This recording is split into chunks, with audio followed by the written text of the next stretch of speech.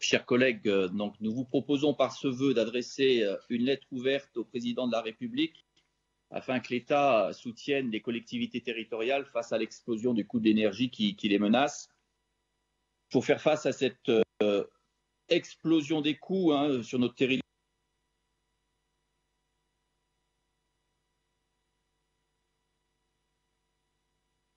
bien évidemment, prennent des mesures comme l'extinction de l'éclairage public, comme la baisse des températures, comme parfois aussi la fermeture de certains équipements.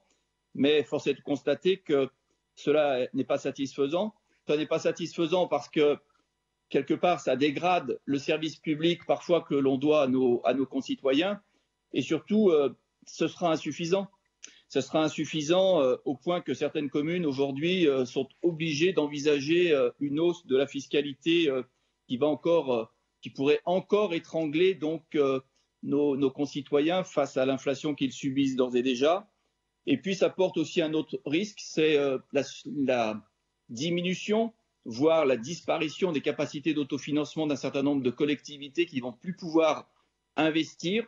Et il est bon de rappeler que les collectivités sont le premier investisseur public donc, dans notre pays. Et si celles-ci devaient mettre un coup d'arrêt à leurs investissements, alors notre pays s'engagerait dans une crise profonde et durable. Nous rappelons à travers ce projet de lettre ouverte combien les collectivités ont su faire face à la fois à la baisse des dotations de l'État qui les ont durement touchées ces dernières années et pour lequel elles sont allées chercher toutes les économies possibles, face à la crise Covid, la crise sanitaire, auquel elles ont répondu, et répondu parfois mieux d'ailleurs que l'État. Et c'est la raison pour laquelle nous en appelons au président de la République pour qu'il nous propose un certain nombre de solutions pour que nos collectivités puissent faire face à cette explosion donc, du coût de l'énergie. Merci beaucoup, monsieur.